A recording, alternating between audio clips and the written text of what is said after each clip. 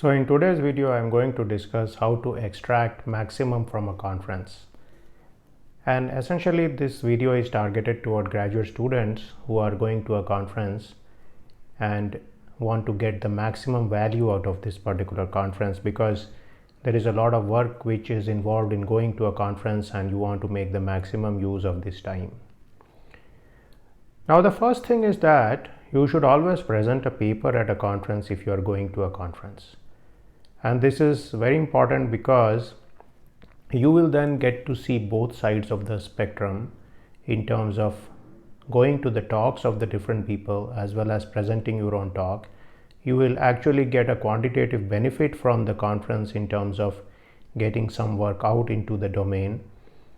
And also you often get better deals in terms of registration fees if you go to the conference as a speaker. Now for senior people, sometimes it is possible to go to a conference as a session chair, but for graduate students, if they are a speaker as well as a student, then they can often get a very much reduced rate in terms of registration fee. Now coming to registration fee, the first thing to keep in mind is that the sooner you register, at least before a particular given deadline, the lower the registration fee for a conference. And therefore, you should always try to register before the deadline after which the registration fee goes up, and try to use a credit card to make this transaction, because then these transactions are more easy to get back in case there is a certain problem. You can raise this issue and the particular body or the professional society can simply remit back the leftover money to you in case you are not able to go to the conference for some reason such as poor health or in case you do not get a visa.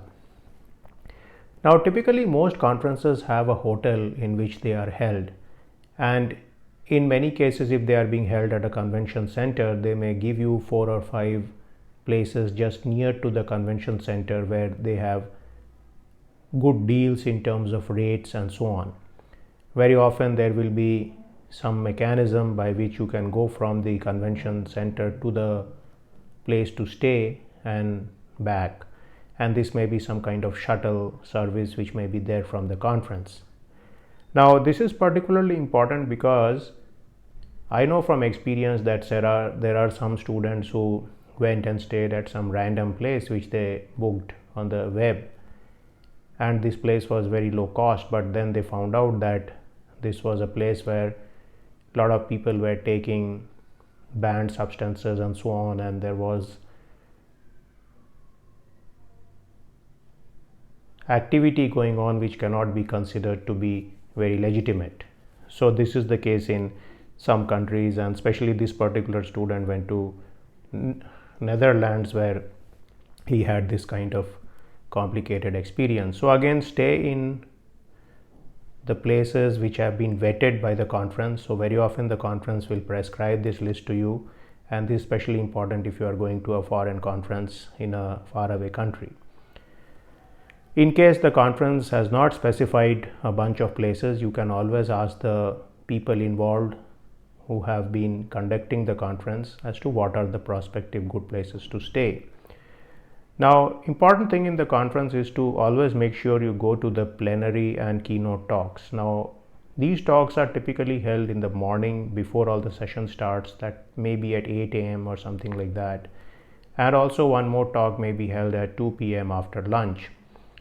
Now, very often students wake up late, and so this kind of time is too soon for many of them. But I would say that make sure that you attend these talks, because in fact, the plenary and keynote lectures present a big picture view of the field, and they also introduce you to the basic fundamental problems of the field, which are the reason behind which all the research is there. So again, that will be very useful to you. Now, as far as your own presentation is concerned, I would say that you should prepare for your presentation before you go to the conference. So if you are not well prepared for the presentation before you go to the conference, then you will spend a lot of time worrying about the issues during the conference, and this will certainly diminish your enthusiasm for taking part in the conference. So I have seen graduate student who spent all their time in the corridors going through their laptops, going through their material and so on, while various talks, plenary lectures, networking are going on around them, and these people are oblivious to the surroundings and they are just concentrating on their task. So in this case, their effort to go to the conference simply becomes making a presentation and coming back, and this is not a particularly good use of this entire travel time and spending all this registration fee and staying there and so on. So again, prepare for your presentation much before you go to the conference in your home university or institution. You only need to review your slides the night before your presentation. If you feel the need, you can of course use the speaker practice room to present your particular paper, just to make sure that all the things are going okay. But even this, I would recommend that you try to do this beforehand so that you keep all your time to interact with people during the conference. Now the next thing I would say is that do not only go to the sessions which are in your field. So what I would suggest is demarcate 60% of your time to go to the sessions in your field, and 20% time for a different session, and 20% time for one more different session. So what I do as an example is, my field being structural dynamics, I would devote 60% of my time in a typical important conference to structural dynamics. 20% of my time I would demarcate to non-deterministic methods, and 20% time to digital engineering and some other fields. Now through these participation in some different fields, I landed upon different areas of research such as uncertainty quantification, digital twin, and so on, and I was able to merge these into my own area of structural dynamics and write papers which were in the cutting edge of the field, and they ended up being cited a lot. So again, it is very likely that newer concepts in the field are going to come from cross fertilization with different concepts. So that is something to keep in mind. Do not get tunnel vision here. Now, one more thing which happens in a conference is there are certain situations known as receptions. So receptions typically take place around 6 p.m. and they continue beyond that, and this is a place where a lot of the people get together. Sometimes this happens in an exhibit hall, and there are various booths of companies and universities and national labs, and so people roam around these venues. There is a lot of interpersonal interaction which happens. Now typically at these receptions you get a free drink in many cases, and you may get food also. So again, you can take part in these things. So again, I would suggest that you go to the reception as soon as it starts. So if it starts at 6 p.m., you go at that time, you interact with the people, and then you can collect some information from these people, and then you can come back. Now typically if this reception is taking place in the hall where the various companies are there, you can network, you can get to know the names of people, you can get to know the locations of these people in terms of their LinkedIn profile, or get business cards from them, and these things may help you in the future. Now one of the things I would caution you is that do not stay too late in the reception, do not drink too much, and do not get in trouble, because I know of some students who stayed very late in the reception, got in the company of some different students from foreign countries, and they decided to have a night out and get drunk, and then they landed in trouble with the police. So again, remember, especially if you are visiting a foreign country, then the laws of those countries may be very different from yours, and you do not want to create a situation where you get into a bad legal situation in a foreign country, because that can be very deleterious for you. Now regarding the various sessions which are going on, sometimes I see people asking questions in the session just to ask a question and make their voice heard. But what you should try to do is you should ask questions if you feel that there is a need to explain some problem and the speaker has not really explained some aspect to you. You also should point out if there are any lacunas in his literature survey. So sometimes people do a literature survey, they present a few slides, and they may miss out some important work which has been done. And this need not be your own work, but it could be the work of somebody else also. But again, what this does is this keeps the people on their toes, and this keeps the people correct as far as the various issues are concerned, because in a conference paper, which is not like a journal paper, there is no real review of the process. So whatever the person presents in the conference is a terminal paper, but at least you can make this person understand that he or she has not cited your work or the work of certain important people, and so next time they may make some effort to make a thorough literature survey and so on. Asking pointed and deep questions in conferences is very important, because again here there is no review process. So again, if people do not ask questions at this point, then the speakers can start skipping large amounts of information. They can present only a very superficial view of their research and go away from there. Now, one of the aims in the conference is to make sure that this person essentially has to defend his or her research. So you need to make sure that you can ask some pointed questions at this point. Now, one of the things you can always do is, if you find some paper very interesting and there is not much time during the conference session to ask questions, you can go after the conference session, maybe during the coffee breaks or the tea breaks or during the lunchtime, and ask this person some questions. And this is a very simple and easy way to get to know people in your field. And you will find that these people will be very happy that somebody has some interest in the recondite field they are working in, because most of the researchers work in some narrow domain which not many people understand, and so they are very happy to receive some kind of communication from somebody who is working in the field and who actually follows their work and has some questions regarding it. One more thing, I would say that sometimes people spend a lot of time in the conference gossiping and so on. So again, this is not a very good practice to do at a conference. Maybe if you are meeting with some very old friends, you may permit this during the late night or something like that. But in general, it's a good idea not to gossip in the conference about other people, because again, through the grapevine, these things get to be known by most of the people, and then they may jeopardize your credibility as a professional person. You also should not make any casual comments at a conference related to politics, related to gender issues, race issues, national issues, and so on, because again, these can create a negative atmosphere in many cases. And I have seen situations in conferences where the conference had to reprimand people for these kind of comments which were made casually, and most likely after having a couple of drinks at the reception.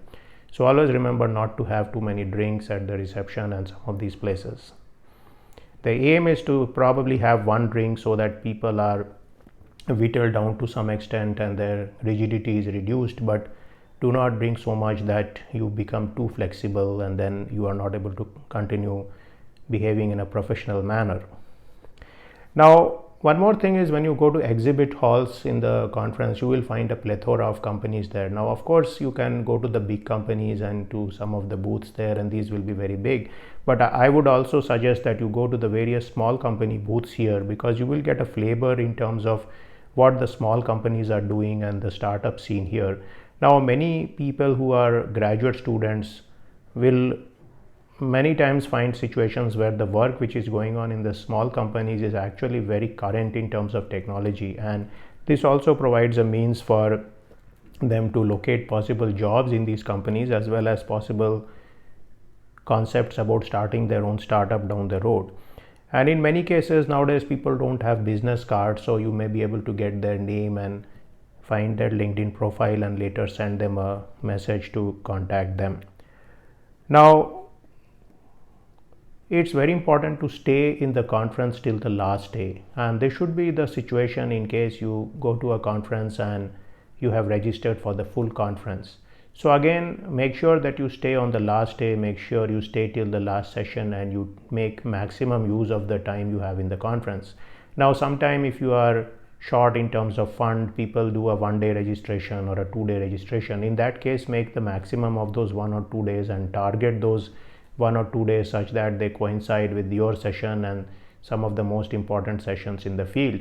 And if you are going for the full conference, stay for the full conference, because in the case you may be one of the last speakers in the last session, then you would not like the fact that nobody is there to listen to you. So again, make sure that you would be there for the people who have been placed in those particular sessions, because again, that is not something that their paper is bad or something like that, but there are limited number of spaces in the conference, and so somebody has to be the person who is the last speaker in the conference. So that is something to keep in mind. So these are some of the thoughts I had in terms of how to make maximum use of a conference. And I would also recommend that do not go out of the conference unnecessarily. If you need to tour the city and you feel the great need to visit some of the local sites and so on, I would say give a day or two following the conference when you can do that. So at that point you will be completely de-stressed from the situation, and then you can take a couple of days to visit the city and do some of the sightseeing. Do not try to slither out from the conference itself and do these things, and I unfortunately find some graduate students doing that, because then you are essentially cheating yourself. And if you think you are only presenting your paper and then most of the time you are going to treat this as a boondoggle, then as well you could have probably submitted the paper to the journal and or some other place and not necessarily wasted all this kind of money. So again, this is something to keep in mind. It's a professional aspect of the situation, and again, people are always watching these things. So remember that your referees and other people are also watching you. So make sure you present yourself in the conference in a very good manner. Now finally, I would say regarding dress codes and all, it's important to be reasonably formal in a conference. And I was told by one person long time ago that the formality in the conference is not because of something which is established by the conference, but it shows that you are showing respect to the fellow people in the field and so on.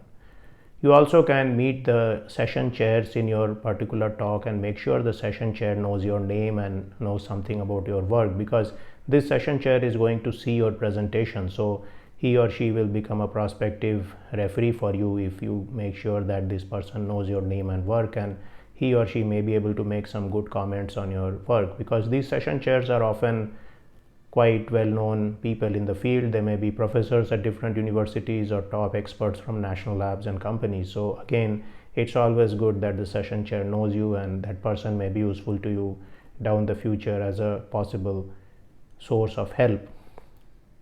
So these were some thoughts I had for you today about how to extract the maximum from a conference. And I hope you enjoyed this video, and this will help you when you attend your next big international conference. Thank you very much for listening to me. See you in the next video.